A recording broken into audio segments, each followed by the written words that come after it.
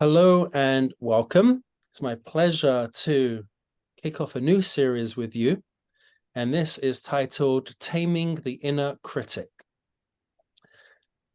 We go about our daily affairs, interacting with family, with friends, acquaintances, business associates, with anybody we meet, the checkout person in the supermarket, and subconsciously, although maybe even consciously, we're making judgments about others, negatively or positively.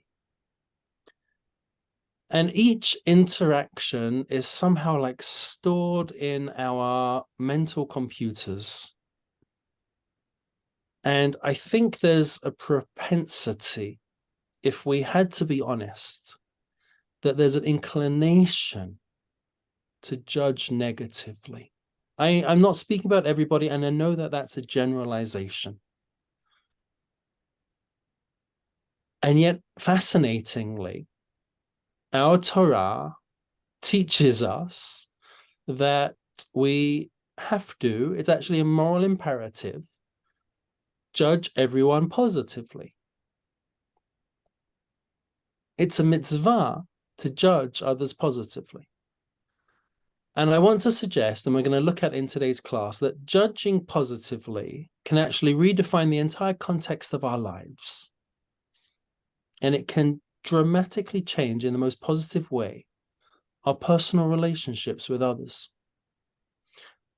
And in today's class, I want to explore the mitzvah, judging others positively, giving the benefit of the doubt, and how that mitzvah very quickly leads into loving others and looking for the betterment of others and always trying to build on the welfare of others. And so it's going to be a simple class. And I'm not really going to share with you great new ideas that you're not aware of. In fact, I'm probably going to share with you today ideas that we already know. And yet, the great truism of life is that to the degree of which we are familiar with a value, so too is our forgetfulness of that value. And so it's by reminding ourselves and reviewing and strengthening what it is that we already know that will allow us to inculcate those messages and values within so that we can start acting on our values and living them. And to start with, I'll start with a story. Now, the main character of this story has the name Feingold. They are not related to Rabbi Rachel. And the reason I'm using their name is because it's a true story. Okay, and this is a story that not only is a true story, but it's important that I use the real names in the story. So let's begin with the story. Are you sitting comfortably? In the Feingold home in Ashdod, the southern coast of Israel, there were mixed emotions. There was great joy because the eldest daughter had just become engaged. And at the same time, the parents were extremely worried because of their financial situation. How are they going to come up with money for this wedding? And not only how were they going to come up with money for the wedding, but how are they going to come up with money for their share of the cost of an apartment for this new couple? Mr. Feingold traveled throughout Israel and also then traveled throughout the United States to raise money for his daughter's wedding. And all of his neighbors saw the great efforts that he was going to because he was literally without the financial means to pay for either. And when his neighbors saw his great efforts, they too understood the difficult situation that the Feingolds were experiencing. And they too actually started raising money for this family. It became a beautiful neighborhood community project to raise money for the Feingold wedding, to raise money for the Feingold apartment. The night of the wedding finally arrived, and When the guests who had contributed to this wedding walked in to the hotel's largest ballroom, they were absolutely shocked. The room was decorated with the most opulent magnificence, including unbelievable floral arrangements, a 7-piece band playing, and the first of 6 courses being served. And everyone with wide eyes was looking at everyone else with the same question on their lips. Is this the wedding that we have been raising money for? And after all, hadn't leaders in our community started encouraging people not to make lavish affairs because it might intimidate those of more modest means? And here are the Feingolds, having used all of that money, the money that we ourselves raised for them, the money that whoever had given in America and Israel. They needed to buy an apartment. They blew all of the money on the wedding. A few days after the wedding, Mr. Feingold sensed one thing and one thing only: all of the resentment of his guests and all of the resentment of his neighbors. He didn't know what to do. So he went to his local community rabbi, Rabbi Elia Weiss, and he explained what happened. He said, Rabbi, I have an issue. I need your help. When I first came to discuss prices and to fix a date, the wedding hall owner asked me, by any chance, do you have Feingold relatives in Germany? And when I told him that Leo Feingold was my late father, tears welled up in his eyes. And he exclaimed to me, I am alive today only because of your father. He hid my family and me and saved us from the Nazis. My whole family owes their lives to your father. And Mr. Feingold explained to his rabbi how he had always wanted to meet the saviors and the people that had helped them, and how the host, the owner of the wedding hall, had always wanted to meet his saviors and in some small way pay them back. But he had lost contact with them after the war. And now these descendants insisted that they would make a beautiful wedding for the Feingold family. And Mr. Feingold continued explaining to the rabbi, look, I tried to talk him out of it. I told him I didn't want it, we couldn't afford it, and this wasn't our way. He said, this is the only possible expression of gratitude that I can give to your father. And Mr. Feingold went on to his rabbi, when we walked into the wedding hall that night, we were as shocked as anybody else was. But I couldn't say anything to anyone because the benefactor had asked me that his present to us remain a secret. But Rabbi, now that I saw all of the reactions of the guests, I went to the benefactor and asked him permission if I could reveal his secret, to which he said yes. And now I ask you, Rabbi Weiss, please can you share this secret with everybody else? The next Shabbat in Shul, Rabbi Weiss told the story to the entire community. And again, all of the people were shocked, but this time they were surprised at themselves. All of those people who had spoken negatively suddenly realized that in reality, they hadn't known all the facts. And even though at the time they were sure they understood exactly what was happening, but now now they heard a fuller part of the story. I open with that story because it's a dramatic way of showing us that in our lives, such events happen. In our lives, there are moments where we're absolutely sure of all of the facts. I mean, let me ask you, how many times has it happened in your life?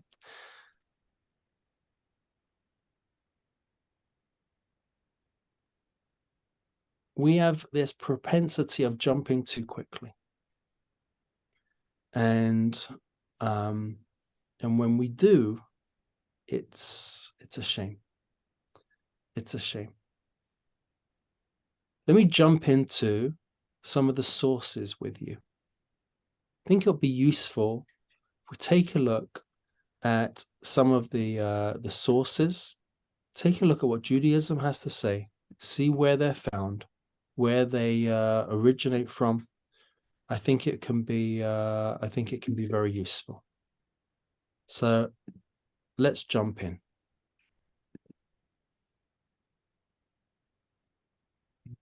Do you see my screen?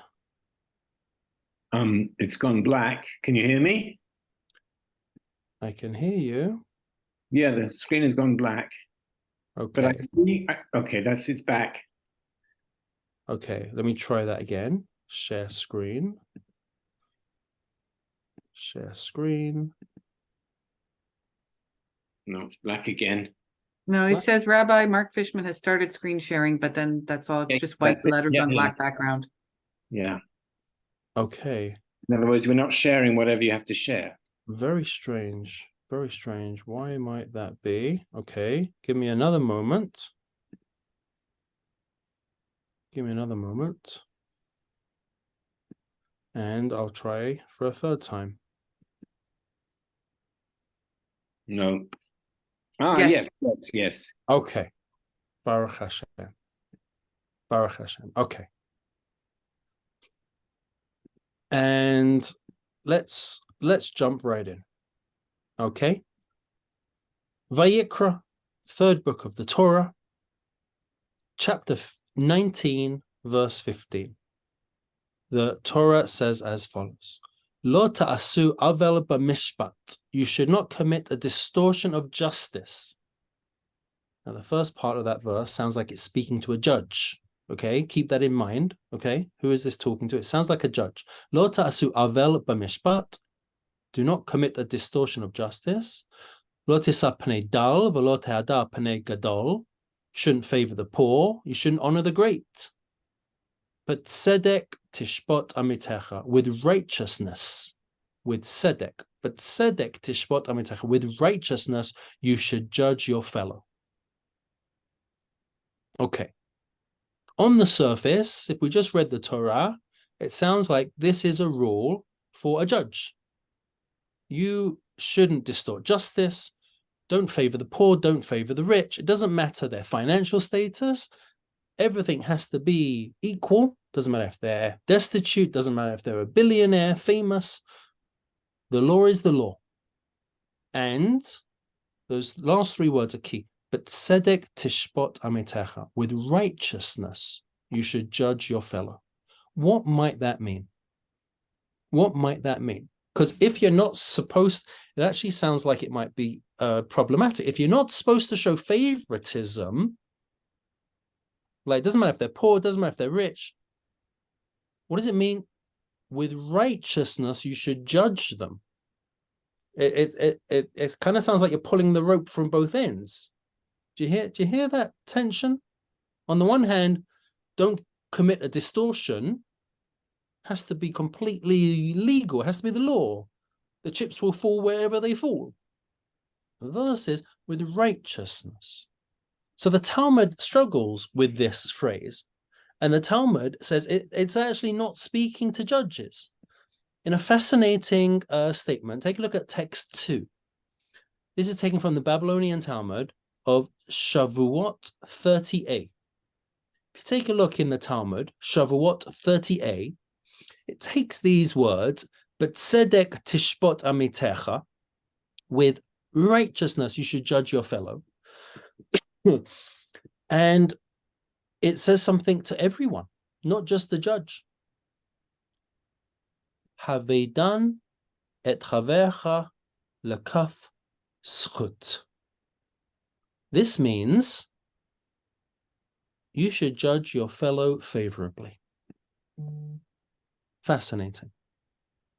And I want to take a look at Rashi. There's a comment of Rashi. Rashi is the great famous French 12th century Torah commentator. He gives an entire commentary of the 5 books of Moses, the Torah.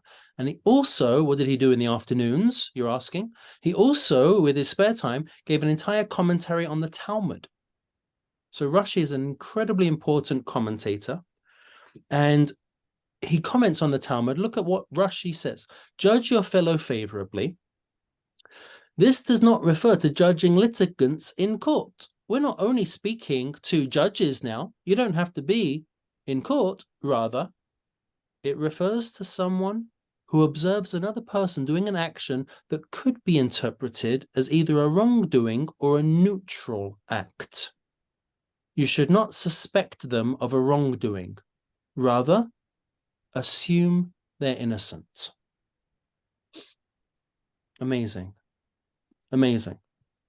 So if you have a moment where everybody, not everybody, but where you see somebody doing something that just looks off, it looks like it's wrong, or even if it looks neutral, what are we told to do? Assume that they're doing something innocent. Assume that they're doing something innocent. The Torah's view on how we should look at other people, even when it looks like they're doing the wrong thing, is that other people are basically upright, they're good, honest, good-hearted, and therefore we should give them the benefit of the doubt. We should give them the benefit of the doubt. And once we go beyond the approach of the Talmud, I want to jump into the Sefer HaChinuch.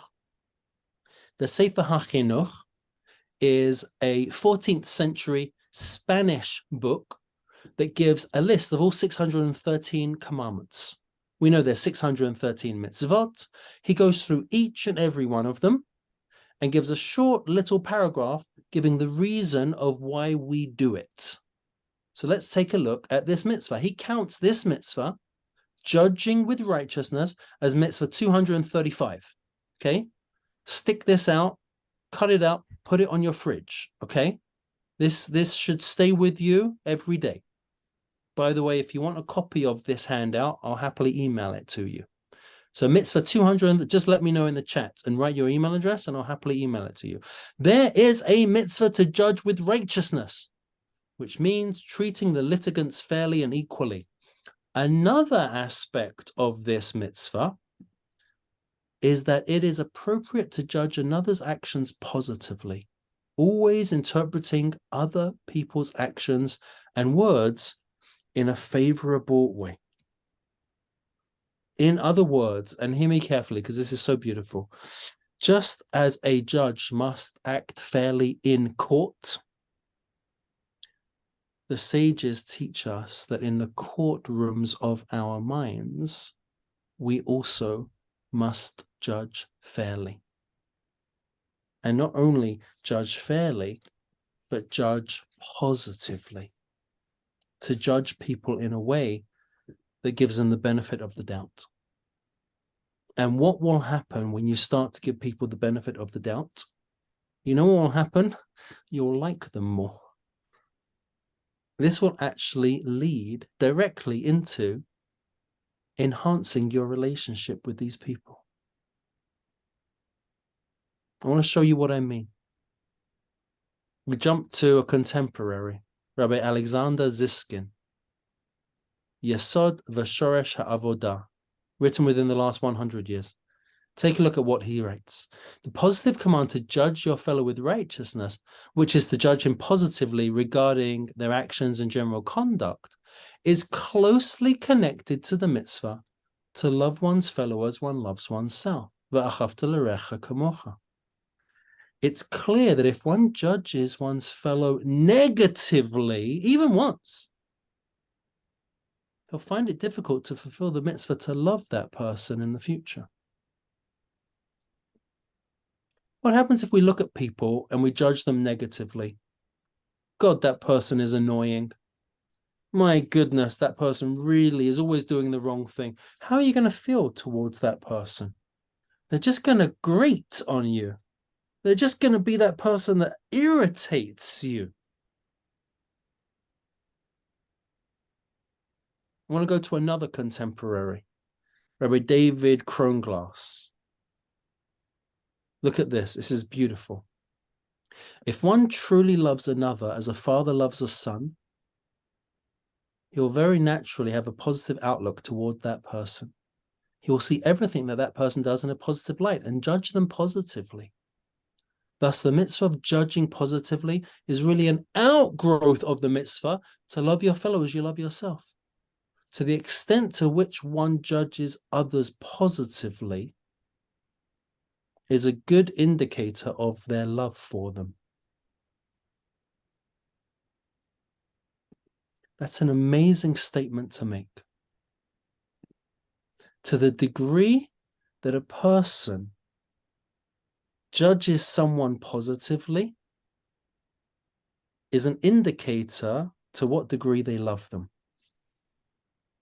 Let's start with the easy one. Who can do no wrong? Who can do no wrong? If you have been blessed to have grandchildren, your grandchildren can do no wrong. Am I right? It's a stretch. We have in our home a small person. She's 5 and she's cute. She's adorable. She's our youngest daughter. And she knows that she can get away with a lot of things. Why? Because she's sweet and we love her. Now, she gives us a run for our money, but she's adorable. And she gets away with it. You know, doesn't put her clothes in the laundry hamper, doesn't make her bed. And it's always this, okay, fine, I'll make your bed for you. Okay, I'm picking up your clothes from your laundry hamper. She gets away with it. We just judge her positively. When you love someone, when you adore someone, in your mind, they can do no wrong. And when they do wrong, oh, there's extenuating circumstances. You don't understand. They X, Y, Z. Fill in the blanks. Fill in the blanks.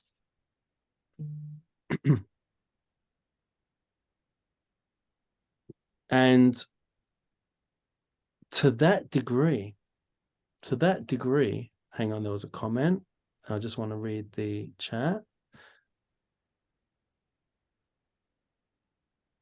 The reading about judging someone negatively even once is a confirmation bias in modern parlance.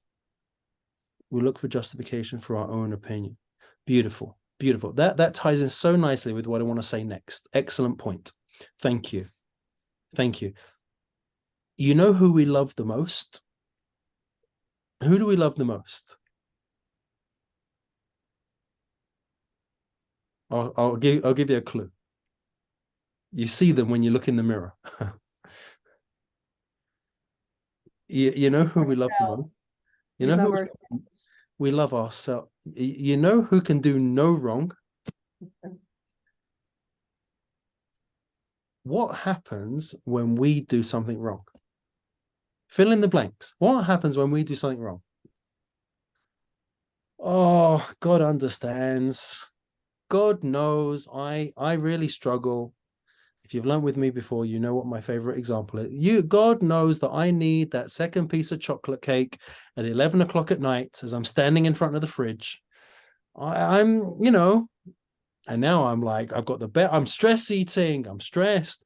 I have to eat cake, So when we make a mistake, when we do something wrong, there's 100 reasons. I had a bad day. I'm angry. I'm stressed. Who gets the biggest judging favorably of all? We do. We do. Look at this beautiful text. Look at this beautiful text. This is taken from a contemporary called Abraham Ehrman, and he wrote a book called Journey to Virtue. Okay, Journey to Virtue. Look what he writes. This is so nice. The Torah tells us to love others as we love ourselves. You see my screen? Give me a thumbs up or nod. You see my screen? Yeah. Okay, good. The Torah tells us to love others as we love ourselves, in order to exhort us to go to the same lengths to excuse the actions of others as we would go to overlook our own failings. Do you ever excuse yourself by saying, that's the way I was brought up? What can I do? All right, so I'm not so perfect. I mean, the list goes on and on and on, right? It's in my DNA. It's how my parents raised me. Okay, I've got my limitations. I realize I'm not so perfect. I was angry. I was frustrated. I was hungry. You fill in the blanks. How many excuses are there? There's so many, right? There's just so many.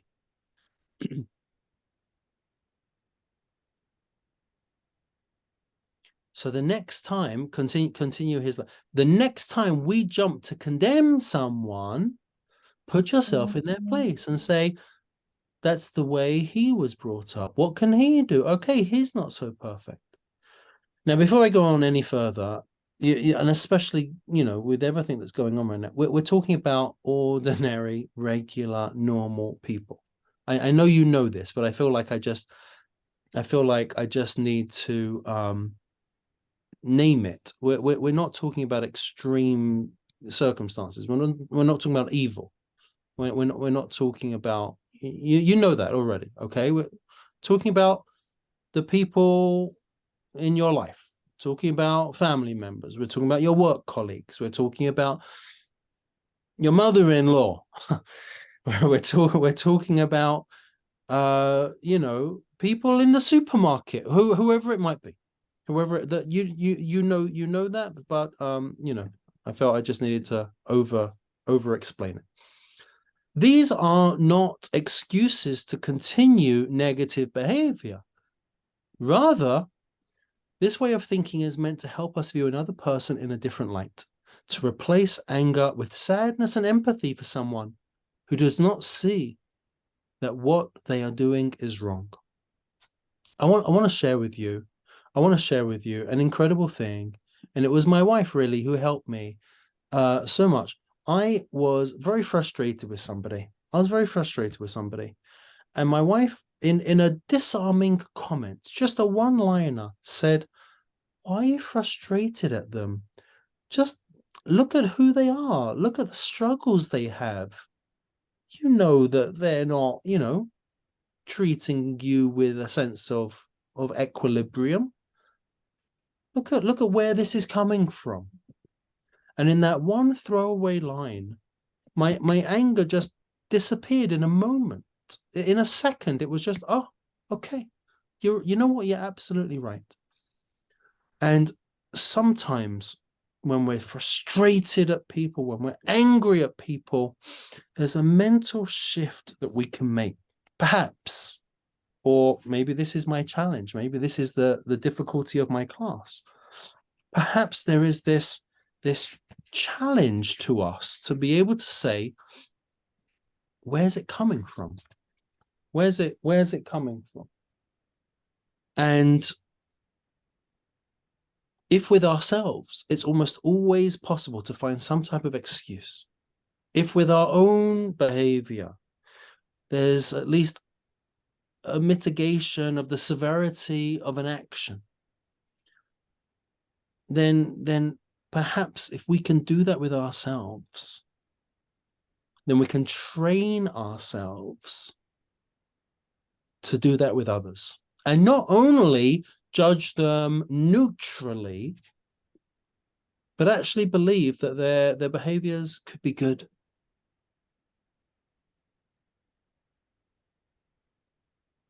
In this same book of Journey to Virtue by Avraham Ehrman, he gives an example of a troublesome kid in a school who's often taunting others, no interest in his studies. His only real enjoyment is to make jokes and to just point out the failings of other people. And one of the kids in class complained to his parents, and he said, this guy is just terrible. This classmate is awful. And the parents said, why didn't you find out what's going on in his life? Investigate what's happening. And after a few days, it became clear that he came from a very difficult family life. His parents were going through a divorce.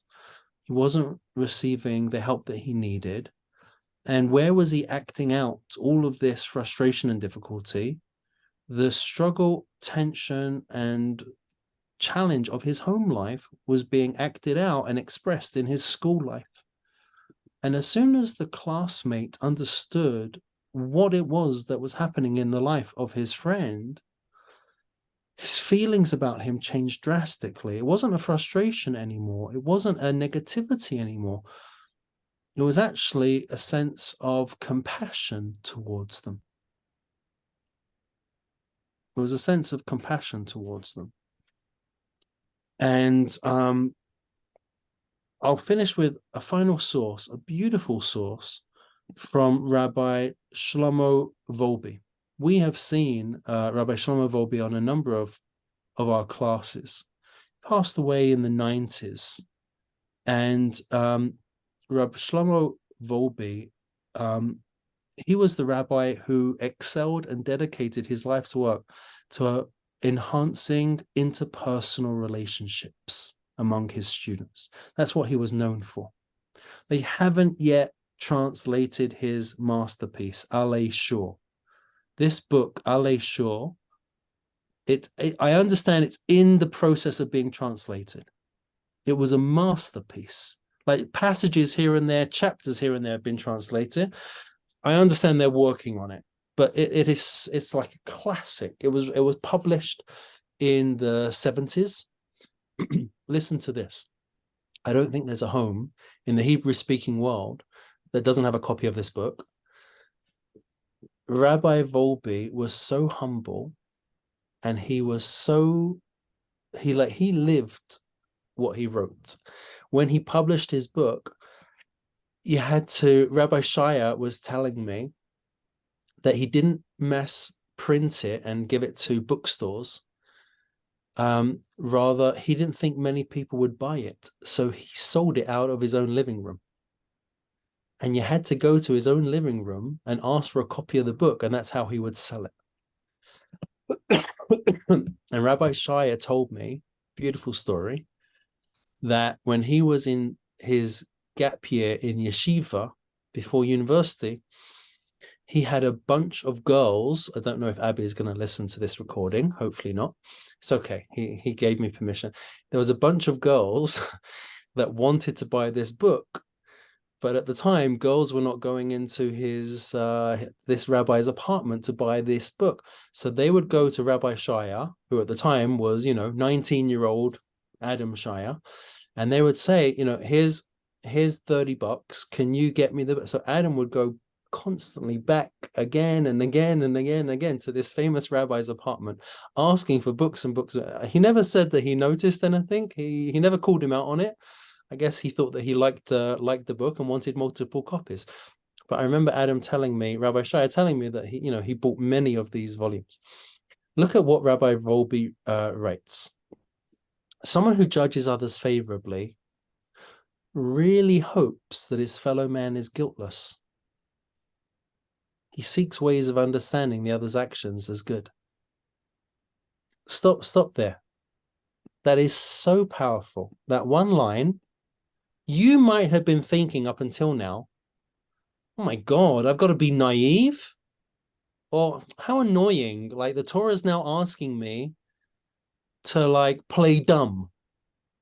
No, that's not this mitzvah at all. You know what it means to judge somebody favorably? It means you really hope that the other person is actually guiltless. How stunning is that? That totally revolutionizes this theme. This particular value is when you see someone doing something wrong, you are telling yourself, there's got to be a reason they're doing this. They must be guiltless. I don't know what it is. Maybe I can come to some far-fetched, but what do I really hope for? I really hope that they're innocent.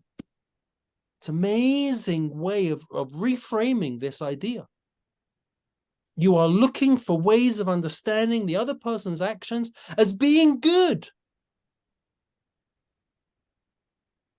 This is the extent to which one must regard another person with a positive attitude and wish to see their actions as issuing from a good source. We should search out another's positive qualities This is the opposite of what most people usually do, which is to immediately notice another person's shortcomings and ignore their strong points. So true. So true. What do we usually do at the beginning? Ugh, I don't like the way the person does that. Ugh, the person was late. Ugh, don't like the way they're breathing. They're breathing too loud. Whatever it is. Whatever it is, the first thing we do is we run to say in our minds what we don't like. They've done that, don't like that. They don't match. The earrings are awful. Whatever it is. Whatever it is. And Rabbi Volpe teaches us that we should always be searching out another person's good qualities, running to find them. Running to find them. Friends, I'm going to pause here for today. I don't think I've told you anything you didn't already know. However, here comes the hard part of today's class, the homework assignment. In our lives, thankfully, God has created a world where we don't live on an island. We interact with other people. You might be going to the supermarket later this week. You might be going to a family dinner later this week. You might be seeing your in-laws. You might be seeing your grandchildren. You might be seeing your kids. You might be seeing your extended family. You might be going to the bank. You might be having some interaction with anybody. Here comes your homework. As soon as you catch yourself going to that place of judging that person,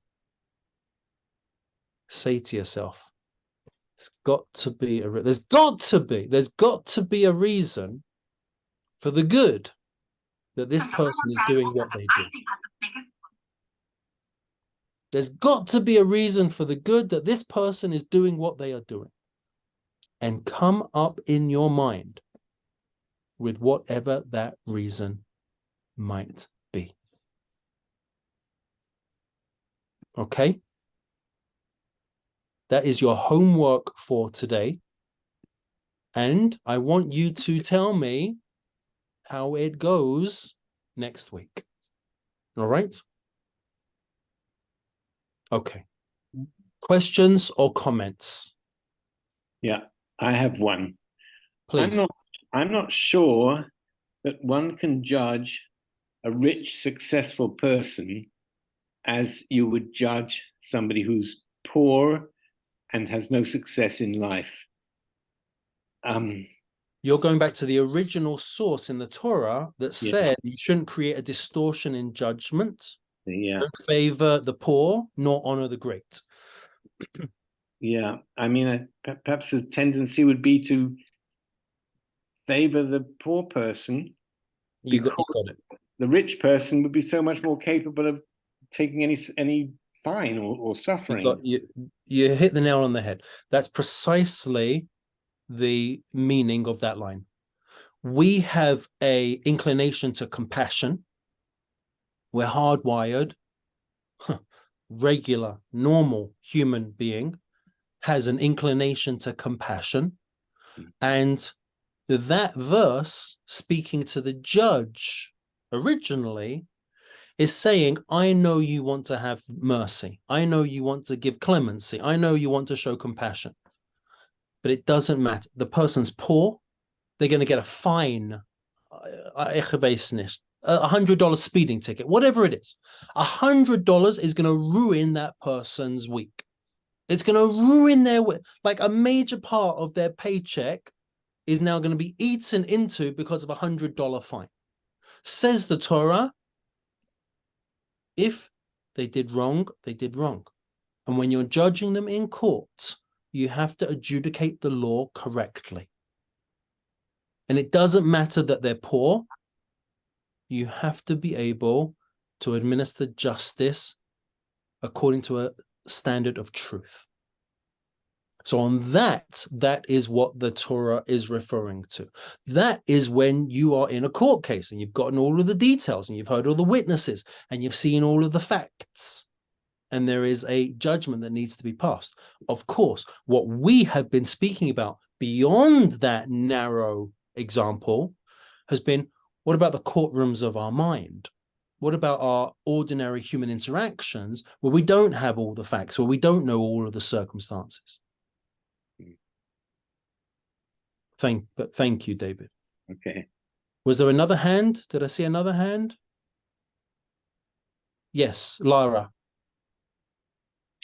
Yes. Hello, everyone, and thank you so much, Rabbi, for being here. Pleasure. My question is, I'm listening to this, and I judge myself harshly. It's the opposite with me. If whatever I do, most of the time, I did something wrong. I have this inner critic that is putting me down constantly. And everybody else, I put on a pedestal. With everyone else, I can see both sides, the suffering that would cause someone to do something that can be seen as harmful. But with myself, very little mercy. Thank you very much for that comment. It's very well taken, and I have a lot of respect for your honesty here in this group setting.